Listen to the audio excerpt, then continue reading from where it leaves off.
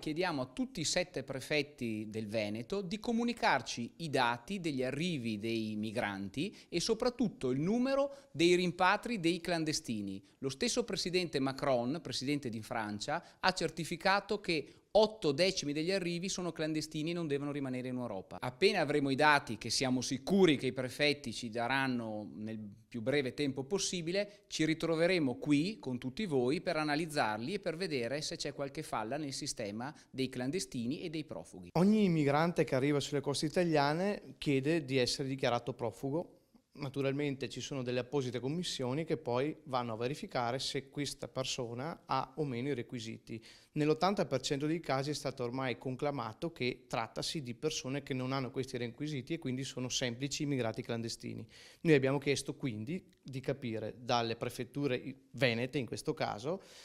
di capire quanti di questi 80% di clandestini sono stati rimpatriati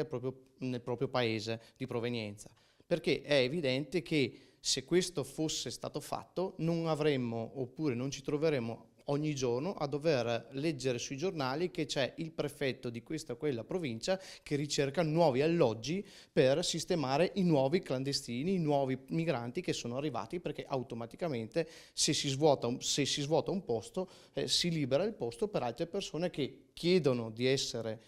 dichiarati profughi e che poi le commissioni diranno se hanno o meno questo diritto. L'esempio odierno di Portogruaro è la chiave di lettura vera, concreta, cioè una settimana fa, qualche giorno fa, parlavano di arrivo di oltre 1000 profughi, clandestini, migranti, in qualche modo, qualche titolo,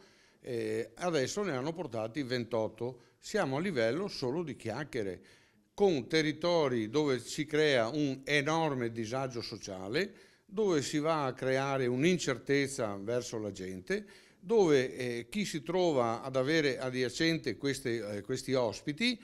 si trova con le proprietà che vengono in qualche modo deprezzate, cioè chi va più a comprarsi la casa, la villetta, un appartamento in un condominio o vicino a quel condominio dove c'è questa moltitudine di gente che non ha senso di esserci.